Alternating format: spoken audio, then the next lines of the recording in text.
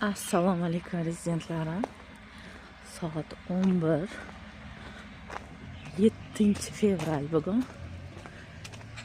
Bizda bugun отправка. Oy! Xo'p, momentda уже boshladik. Bugun Behruz uyda, katta o'g'lim. Qiber korobkalarni bolam dedim. Bugun maktabdan qoldi. Charchab ketyapti bola. Har xilanu matematikalarga, angliyskilarga boradi hozir.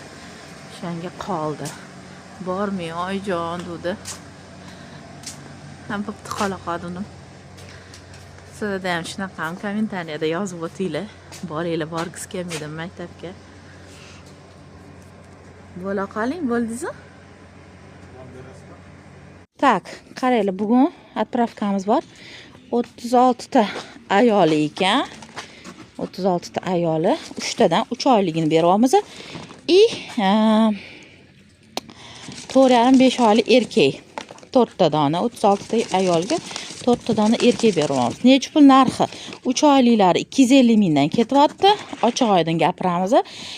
Bunisini 400 mingdan berib yuryapman. Общийdan ozgina tushyapman. Takma 500 mingdan sotyotgandim. 4,5 oyliklarni bularni 400 mingdan berib yuryapman. 100 kilo yemi bilan, конечно. Taqqaq ketyapti. Toshkent viloyati, Oqqo'rg'on tumaniga ketyotgan ekan. O'zimiz videoga tushmaymiz, tanib qolishmasin deyishdi. O'shanga xudo xohlasa shunaqa 100 kilo yemi bilan, конечно. Umni krolikdan qo'ymasin. Assalomu alaykum rezidentlarim. Sog'ing Xurshid aka. Xo'p, kech payt отправкamiz bo'lib qoldi. 2 oylikli plus 3,5 oylik samets Bahromjon akaga ketyapti. Buloq boshiga Anjonga ikkita yem bilan. Allohim barakasini bersin, o'zidan ko'paysin. Bahromjon aka kichkinagina fermangiz zo'r bo'lib ketsin, kattakon bo'lib ketsin. Yoping Xurshid aka. Taksi ham kutib turibdi. Shappa. Qatta ekan.